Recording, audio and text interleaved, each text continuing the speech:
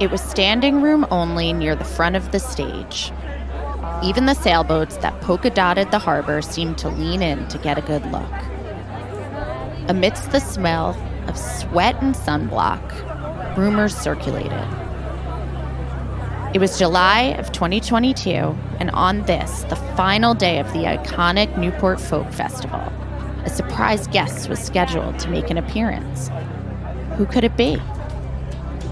As the afternoon sun beat down, a woman dressed in a billowy silk outfit and big sunglasses made her way to the center of the stage. She settled into a large pink chair, looking like a queen about to address her people. No one could believe their eyes. Sitting before them was the Joni Mitchell.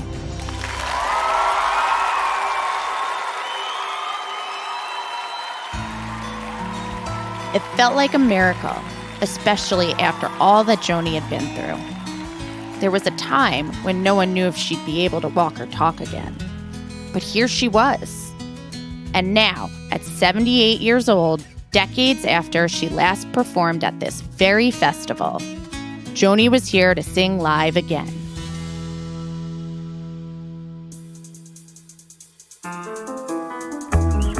I'm Carianne Brinkman, and this is Goodnight Stories for Rebel Girls, a fairy tale podcast about the rebel women who inspire us. On this episode, one of the most influential musicians of the 20th century, Joni Mitchell.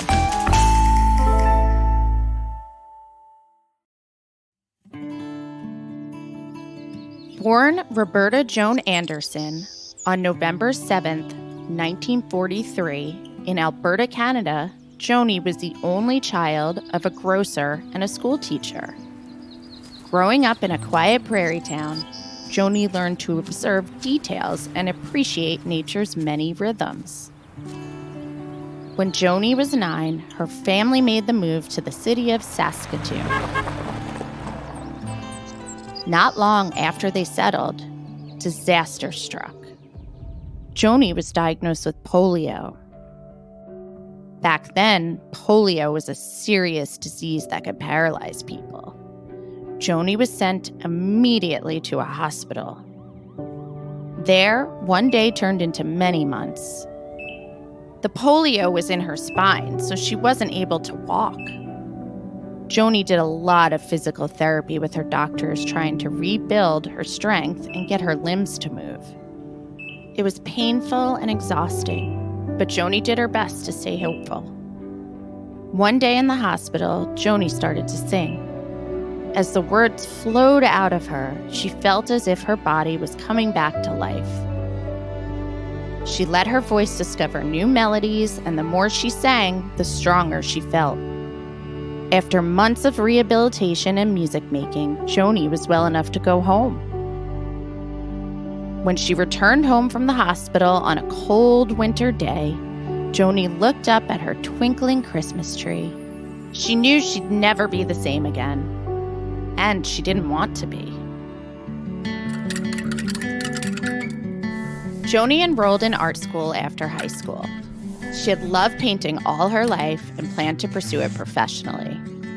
But as Joni began playing folk songs around town, she soon realized she wanted to leave art school and become a folk singer full-time. A beloved teacher had once told her, "If you can paint with a brush, you can paint with words." She was about to begin a lifetime of doing just that. The places she performed were often dim and crowded, but Joni's bright smile caught the spotlight. She filled up the audience, and people swayed and swooned to her music.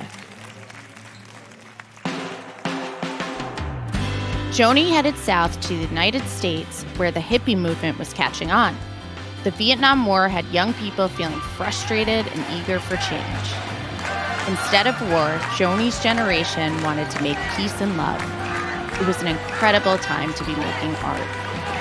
Everything was changing, from styles of music to the way people dressed. With her flowing blonde hair parted in the middle and her cotton dresses skimming the ground, Joni fit right in.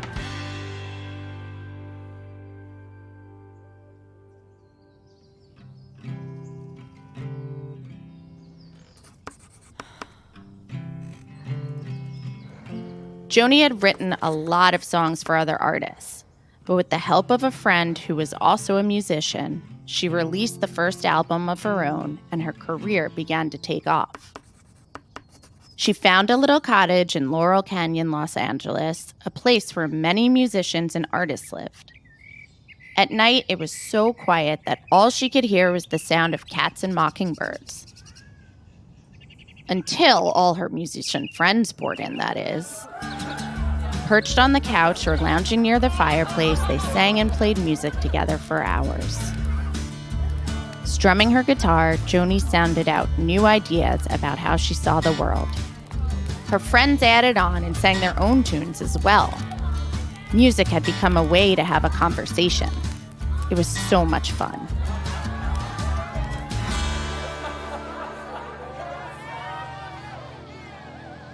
"1969 was a huge year for music in the U.S. In upstate New York, there was a 3-day music festival called Woodstock that everyone was talking about. 32 musicians played in front of 400,000 people. Joni really wanted to be part of it too, but she had to make a TV appearance on the other side of the country. She refused to get stuck in her frustration about missing out on the festival. Instead, she wrote a song about what she imagined it was like there. She named the song Woodstock, and it became a hit. People all over the world loved her honest lyrics and soothing voice. And she found ways to combine her artwork and music throughout her career. Many of her album covers were designed and painted by Joni herself. Joni shared so much of herself, giving words to feelings like no other had done before her. She once explained, "I had absolutely no secrets from the world." Joni was at the peak of her music career when she decided to try an entirely new kind of sound: jazz. In the mid-1970s, Joni experimented with all kinds of rhythms and instruments, sending her songs in exciting directions. Lots of people who loved her did not love her jazz. They wanted her to stick to folk.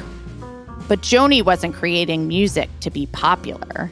She had never strayed from her own vision of what her art and music should be, and she wasn't afraid to fail. Joni said, "If you change, they're going to crucify you for changing. But staying the same is boring. So of the two options, I'd rather be crucified for changing." The funny thing is that opinions change over time. Joni's old fans eventually came around to liking her jazz music, and a lot of new fans did too.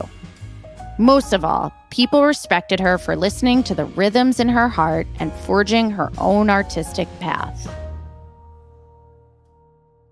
In 2015, when Joni was 71 years old, she suffered a brain aneurysm. Sitting with a guitar in her lap, not remembering how to play, she must have worried that her music was gone for good. But it wasn't. She started watching guitar tutorials online, and she invited friends back to her living room to play. Note by note, breath by breath, she put her songs back together again. Joni never gave up on herself or her art. She did what she always does: found joy through life's challenges. Joni never stopped evolving her sound and herself. She is so influential that she has shaped how musicians from all over the globe write lyrics and music. When she walked onto that folk festival stage in 2022, she glowed with strength and possibility, her presence shimmering in the air. Her voice was different now, deep and rich. The audience sang along with tears in their eyes as awe and admiration swelled through the crowd.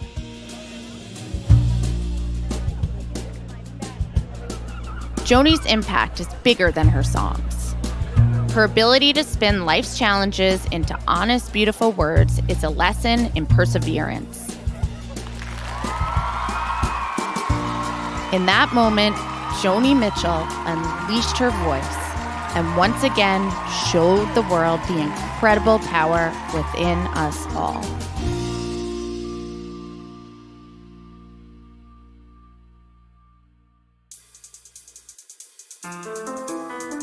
This podcast is a production of Rebel Girls. It's based on the book series Goodnight Stories for Rebel Girls. This episode was narrated by me, Carianne Brinkman. It was produced and directed by Haley Dapkus with sound design and mixing by Mumble Media. It was written by Mary Bergstrom and edited by Abby Sher. Fact-checking by Joe Rhatigan. The executive producers are Jess Wolfe and Joy Smith. Original theme music was composed and performed by Elettra Bargiacchi. A special thanks to the whole Rebel Girls team who make this podcast possible. Until next time, stay Rebel!